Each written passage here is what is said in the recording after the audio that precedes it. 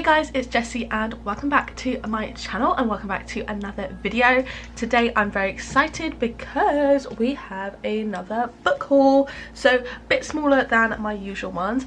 These are basically going to be all the books I picked up over the past month or so. I'm trying to be a bit better with buying books and I do think I have got a lot better. A couple of these are library books, some of these are second hand, and overall I'm pretty happy with all these books and kind of the ways I bought them. So first of all, I'm going to go through the ones that I bought like in shops in person. So the first one is the Atlas 6 and this is by Olivia Blake.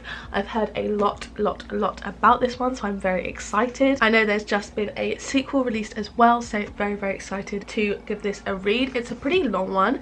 It is 556 pages, so pretty long, but overall I am very excited.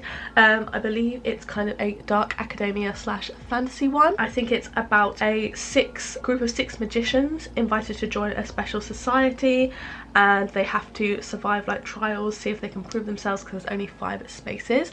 So I think it will be really fun and can't wait to give this a go because I've heard a lot of good things about it. Next up we have the Dead Romantics. This one I've seen a lot about online recently, and I do think it sounds quite fun. I think it's basically meant to be about this woman and the ghost of her editor shows up, I believe, at her door, and sparks are starting to fly with her and a ghost. So it's going to be very interesting. It's got a little note from Ali Hazelwood, who wrote The Love Hypothesis, and I love that. So I think this will be really fun, and it sounds kind of interesting, like just a little bit weird, a little bit different. And yeah, this one is not too long. It's only 344 pages, so kind of like a normal length of a book rather than being very long. But yeah, excited to read this one. I think it'll be really fun and kind of intriguing. Sounds kind of fun. I was going to pick it up in Waterstones as well, and then I was really happy that I saw it in the Works for just £5. Then another book from the Works, we have The Hunting Party by Lucy Foley. I believe she wrote The Paris Apartment or The Guest List or something that's quite popular at the moment.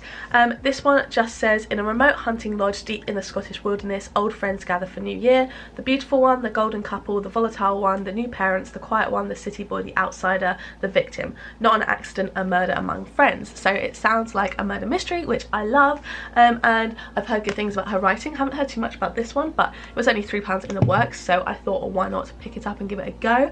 And yeah, I definitely think I'll be reading this one this month. I think it sounds really intriguing, and I definitely want to read a few more murder mysteries now it's like cold outside, things like that.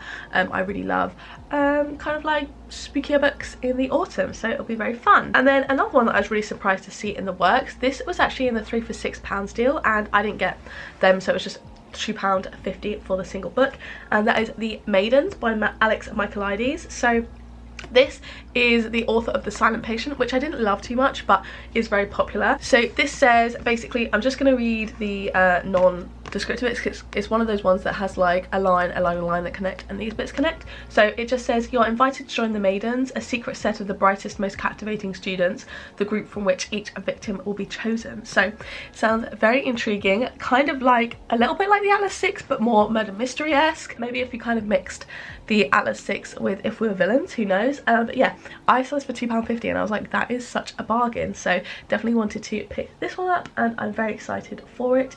It seems quite intriguing. Probably won't get around to it this month just because I didn't love The Silent Patient, so it doesn't intrigue me too much, but I will get around to it at some point soon. Then we have 2 books that I bought from World of Books, which is basically an online secondhand bookseller, which is always good because one, it's often cheaper, and I got these for about £4.50 each, and also it is obviously better for the environment. So the first one I got, I've been really wanting to read for ages, and that's Convenience Store Woman by Sayaka Murata, and this is kind of the uglier cover, I can't lie. I really like the one with the little soy sauce container on it, but this cover was like £1 cheaper, so I was like, you know what, let's do it. This is a very short book.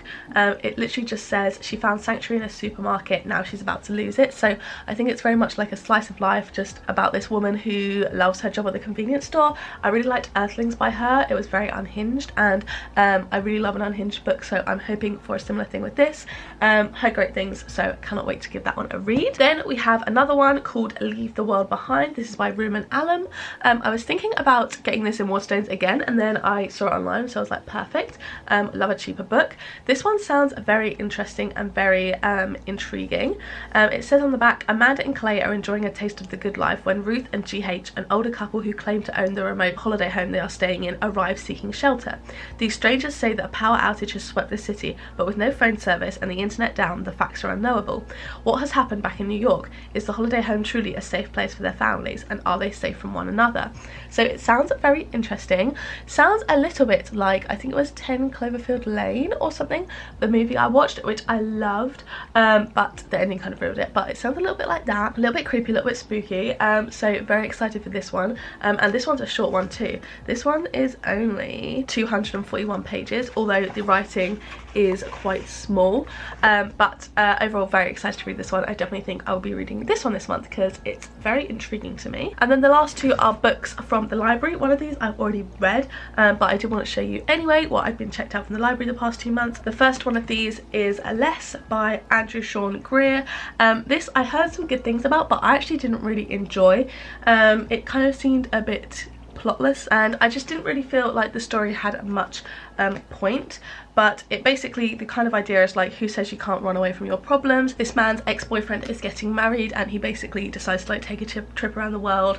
I thought it was going to be kind of Midnight Library-esque in terms of like different chapters of different stories, but it was just a bit dull. Like, I don't think he really learned anything, wasn't really a vibe, but I did check that out and read it this month. And then the second one is The Red Queen, which I've heard good things about. This is a YA fantasy, I believe.